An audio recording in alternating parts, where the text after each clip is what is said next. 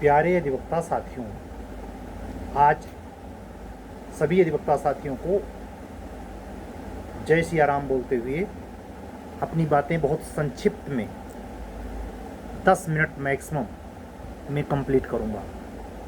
उसकी वजह है कि आज की डेट पे हियरिंग है। कल के वीडियो से आप लोगों को पता चल चुका है और हमारे भी टेस्ट कार्यक्रम वगैरह से बहुत व्यस्तता है।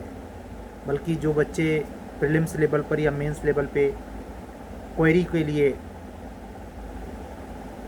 इंतज़ार करते हैं, उनके विरुद्ध यहाँ अब ज़्यादा समय देना मुश्किल है। लेकिन ये है कि जब समय होगा, जब ज़रूरी बातें होंगी तो ज़रूर हम आपसे शेयर करेंगे। और यह भी कह रहे हैं कि अगर आज की डेट में कोई अच्छा फैसला आता है या कोई संकेत मिलता है तो उसके बारे में ज़रूरी हुआ तो दिन में ही हम आएंगे दोबारा। आप सभी अधिवक्ता साथी ईमानदारी से पढ़ाई करते रहिए। अब समय नहीं है जो सूक्ति काम करती है कि बिल्कुल अनवरत प्रयास करने और सहेज सहेज कर इकट्ठा करने की ज़रूरत आन पड़ी है। तीनों नए लॉ पर स्पेशल काम करने की ज़रूरत है। हिंदी लैंग्वेज और जीएस पैरेलल हो जाए, साइड में चले, लेकिन इस समय धधक के धमक के तीनों लॉ चले।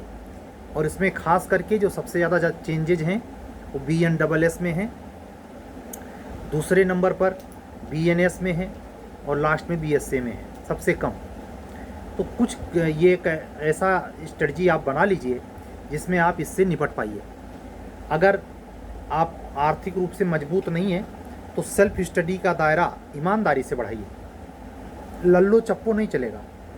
किसी कीमत पर, चाहे हायर हो या किसी भी स्टेट का एग्ज़ाम हो, उच्चतर न्यायिक सेवा, लोअर जुडिशरी, APO में आपको इससे निपटना ही पड़ेगा और कोई चारा नहीं बचा है।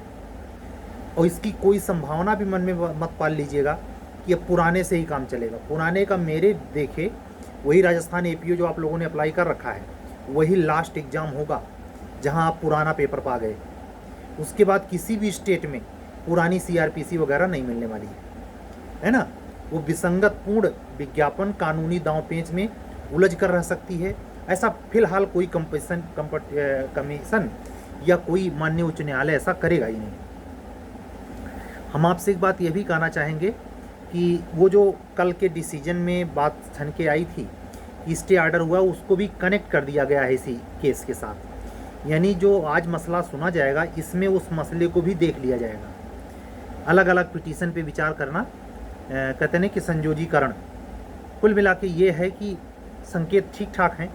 देखना है 13 तारीख की सितंबर के दिन शाम तक 2 बजे तक 2 से 4 के बीच में घटता क्या है, क्या तारीख लगती है, या जवाब से माननीय हाई कोर्ट सेटिस्फाई हो जाता है और अपना फैसला सुरक्षित रख लेता है, या कोई नई तारीख देता है। जो भी घटनाक्रम होगा उसकी जानकारी ये अगर आवश्यक हुआ, बहुत ज़रूरी रहा तो तुरंत, अन्यथा अगर साधारण बात रही केवल तारीख ही लगी है, ऐसी भी सिचुएशन अगर हो जाए तो फिर हम रात के इसी रेगुलर वीडियो में आपसे मिलेंगे।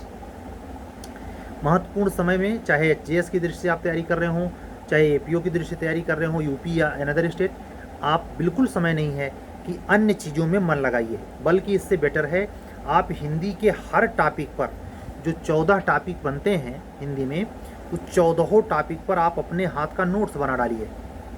मेहनत कीजिए, निबंध अभी से लिखिए।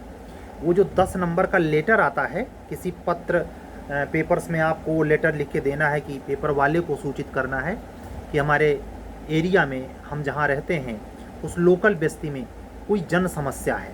उस जन समस्या को पेपर में प्रकाशित करने के लिए पेपर के संपादक के नाम एक लेटर आवश्यक रूप से 10 नंबर का आपसे पूछा जाता है। उसी के जस्ट पहले 5 नंबर का एक सवाल हिंदी साहित्य से पूछा जाता है। उसमें हिंदी भाषा, हिंदी साहित्य और उसके विकास से संबंधित प्रश्न होता है। अगर आप ट्रेडिशनली देखेंगे तो पिछले के जितने APO के मेंस के एग्ज़ाम हुए हैं उसमें आपको ये संकेत मिलेगा कि इन चीज़ों पे काम करने की ज़रूरत है। एक फ़िलहाल महत्वपूर्ण बात से पे आपसे चर्चा करना चाहूँगा। UP APO के जो विंटर वेकेशन में या विंटर सेशन जो विधानसभा का होगा, असेंबली का, उसमें क्या उत्तर प्रदेश सरकार के जो अभियोजन निदेशालय के सीनियर मोस्ट ऑफिसर हैं, क्या इसके अलावा भी कोई प्लान तो नहीं रखते, या एपीओ के सिलेबस में भी गुणात्मक परिवर्तन कर दें? मुझे ऐसा बिल्कुल जान नहीं पड़ता। इस आशंका में आप पढ़िएगा बेन, क्योंकि ये तीनों लॉ को पढ़ना तो है ही। वो चाहे जो सिलेबस रखें, इसको बगैर रखे तो एपीओ का सिलेबस ही कंप्लीट नहीं होगा। इसलिए आपको फुर्सत ही नहीं है। वो जो मन चाहे, उनका क्षेत्राधिकार है, जो मन कहे वो करें। जैसे हम लोगों के मामले में माननीय उच्च न्यायालय ने किया, उनका कोई अधिकार छीन नहीं सकता, और नियुक्त वही करेंगे। तो ये दोनों बातें जब सुनिश्चित हैं तो बेमतलब उस पर 1 मिनट भी बोलना गुनाह है, बहसबाजी करना एकदम मूर्खता है। तो इस चीज़ को ध्यान में दिलाते हुए कि महत्वपूर्ण समय चल रहा है, लैंग्वेज पे काम कीजिए, जीएस पे काम कीजिए, और स्ट्रेटजी के तहत आप हमारे जो सीरीज जो चल रहे हैं, जैसे मैंने आज मेंस का भी पहला टेस्ट करवाया, भारतीय न्याय संहिता 2023 को ध्यान में रखते हुए उसके पहले चैप्टर से लेके चौथे चैप्टर तक का एक सुगठित, जिसमें से निश्चित तौर पर आपका हूबहू प्रश्न आपके मेंस के एग्ज़ाम में टक्कर ले, चाहे वो इसी इमीडिएट जो एचजेएस का फॉर्म भरा जा चुका है, परीक्षा की तिथि की लोग प्रतीक्षा कर रहे हैं, ज़्यादातर लोग ये अंदाज़ा लगा रहे हैं प्रीलिम्स होगा, लेकिन मेरी आत्मा व्यक्तिगत तौर पर, मैं और अपने क्लोज मित्रों से भी कह रहा हूँ, मुझे शक लगता है, पता नहीं क्यों। हाई कोर्ट के जो स्थिति है उसमें इस बात के लिए मुझे साफ फीलिंग आती है कि 9-10 का फ़र्क नहीं, 30-70 का फ़र्क है। 30% ही मनोदशा ये कहती है कि हाई कोर्ट शायद प्रीलिम्स ले। ज़्यादातर संभावना ये है कि अचानक डेट निकाल के, अचानक नोटिफाइड करके अगर ऐसा कर देता है कि हमें डायरेक्ट मेंस लेना है। और अगर ये एक और मोटा अंदाज़ा है कि अगर 10 अक्टूबर तक आपको कोई नोटिस प्री की नहीं मिलती है, तो इस बात की प्रबल संभावना है कि डायरेक्ट मेंस एग्जाम हो जाए। क्यों? क्योंकि आपसे ये शिकायत करने का मौका नहीं देगा। बाई चांस किसी को उसने नहीं लिया, समझिए बात को, बाई चांस जैसी की संभावना रहती है, किसी को उसने नहीं लिया, आपने पिटीशन लगाया, राजस्थान हाई कोर्ट की तरह मामला कोर्ट में गया, उसके बाद सुप्रीम कोर्ट पहुंचा। सुप्रीम कोर्ट अगर इस बात को मॉनिटर कर लिया कि इतने बड़े सिलेबस में आपने पढ़ने का समय भी नहीं दिया, तो इससे बचने के लिए हाई कोर्ट अपनी जवाबदेही पहले से क्लियर कर दे रहा है। जैसे high court Madhya Pradesh high court की तरह, अपना high court Madhya Pradesh high court की तरह ये रूल नहीं निकाला कि 2 साल का अनुभव लगाओ। पहले वो सुप्रीम कोर्ट की राय ले रहा है कि सुप्रीम कोर्ट कह दे कि 2 साल लगा दूं। इतना आगा चेती सदा सुखी वाला। तो आप जहां सोच रहे हैं, जहां सोचना खत्म कर देते हैं, वहां से महामहिम सोचते हैं। माय लॉर्ड, हल्के मत लीजिए।